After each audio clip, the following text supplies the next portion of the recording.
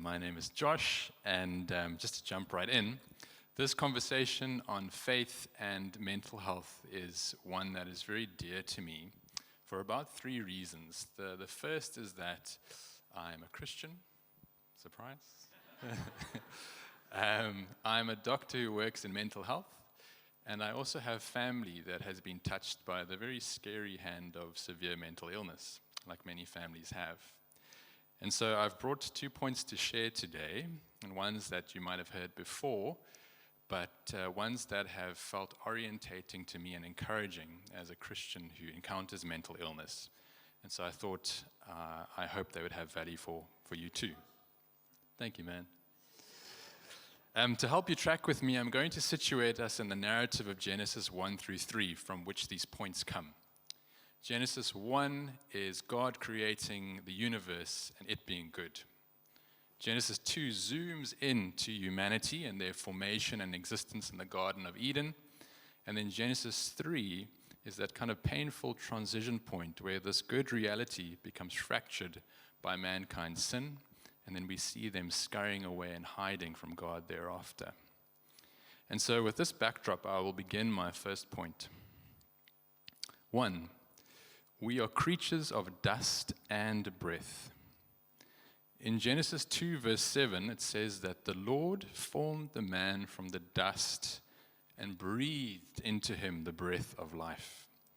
And so here we see one of the Bible's perspectives on what it means to be human, that we are multi-dimensional beings. We are both dust, so matter, physical substance, and biology, and breath, a word which the Bible uses to denote spirit.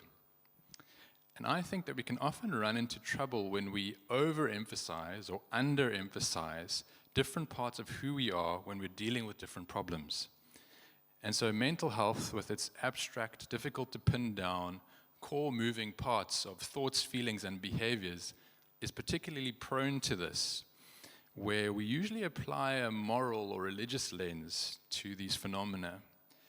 But the reality is that at the severe end of the spectrum of mental illness, just like the pancreas, insulin, and sugar goes awry in diabetes, so too, in severe depression or schizophrenia, are certain brain areas shrunk and certain neurons withered. And in these moments, because we are biological beings, we need biological assistance, like medications. My encouragement isn't that medications are the answer to everything all the time, but rather that there is biblical room to exist flexibly when we encounter mental health challenges in ourselves and others, and to not apply a unidimensional perspective onto a wondrously complex, multi-dimensional creation of God's. And then flexibility can go both ways.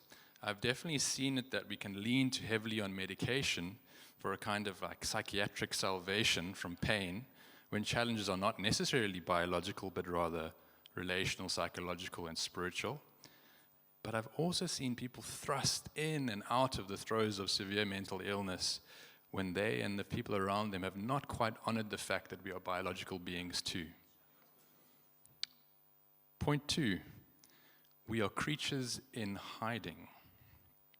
In Genesis 3, after Adam and Eve sin, verse 9 reads, "And they hid from the Lord God amongst the trees of the garden. But the Lord God called to the man, 'Where are you? Where are you?'" It's a favorite scriptural question of mine, and for many reasons. First, this text is about 4,000 years old, and it's shining a spotlight on an enduring part of human psychology, that we are creatures who hide. This tendency to hide, even from our own conscious awareness, to save ourselves from pain, is a tendency that's sought out in psychotherapy rooms in an effort to bring about healing. The second reason why this question is so meaningful for me is that it tells us about the character of God. He is one who seeks us out from the very first pages of the Bible through to his physically embodied moving toward us in the person of Christ. And lastly, and I'll land with this point, I can be a hider too. And this question gently prompts me into self-awareness of this. Where am I? Where are my thoughts and feelings? What are the tensions of my body telling me about where I'm at and what I'm hiding from? Is the past or the future clamoring for my attention and drawing me away from the nourishment that God is providing in the present? It's a truth in mental health that it helps to know and accept where you are at to get to where you want to be.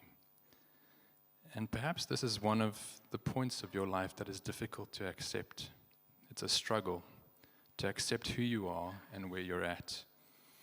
But the beauty is that isn't this one of the thrusts of the gospel, that Christ accepts us where we are in order to make us who we are meant to be. So it's not only on you. And perhaps this question of where are you is an invitation to lean into that and lean into Him. Thank you.